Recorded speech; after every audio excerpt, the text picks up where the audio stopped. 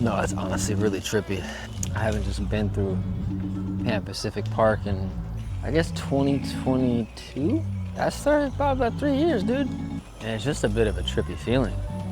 Like, the world really just is gonna continue with or without you, exactly how it is. People will fill in the space that you occupied without hesitation. I saw this vision of the universe one time at the grocery store, and they have the bulletin board, and you can rip one of these if you feel like it's for you and call this number. And it's really just a job posting. Like, it's just an opportunity to submit that you think you're the right fit for a role. And that image has resonated with me. It's on the idea of, if it's not you, we're gonna find somebody else. And I feel like that's sobering, because you don't have to do anything, but if you want to do it, if you're called to it, you can. And if you want to, if you're called to it, might be something special there. I suppose that's where this whole existentialism, Albert Camus, is it Albert Camus? I'm learning about a couple different philosophers that I was not familiar with before right now.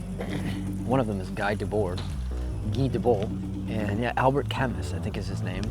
I don't know if he was the only one to ask the question, but he was amongst a few of the existentialists to ask this question, which is a continuation of whoever said it. I exist, therefore I am. Is that Descartes? I don't know. I'm not the best at referencing things sometimes, or at least I like to just say it when I don't know. So I'm not sure right here, but somebody said, I think, therefore I am. And then I think Nietzsche said, God is dead. If I'm not mistaken, Albert Camus,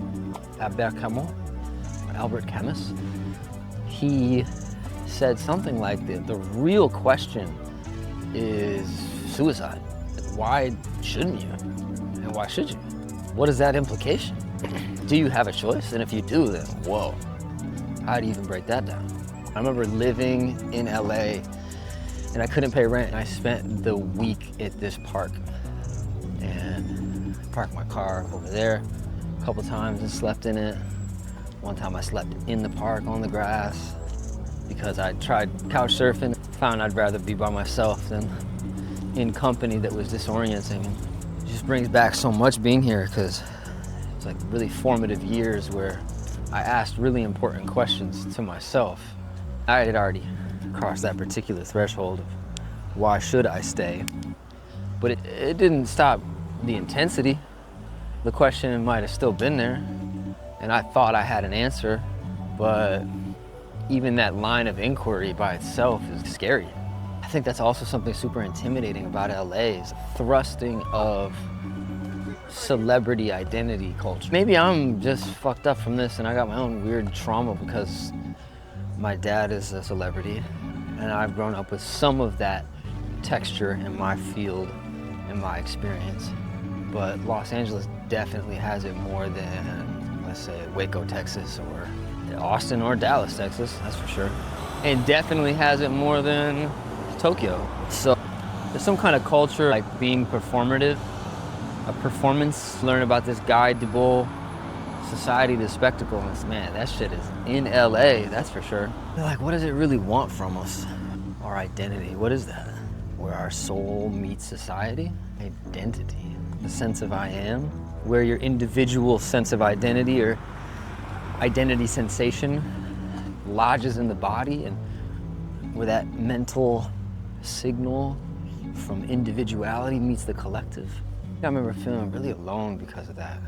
I'm really scared. I hope I don't fall in love with a woman who just wants to harvest my identity, use me. That whole idea of people in LA using you was real.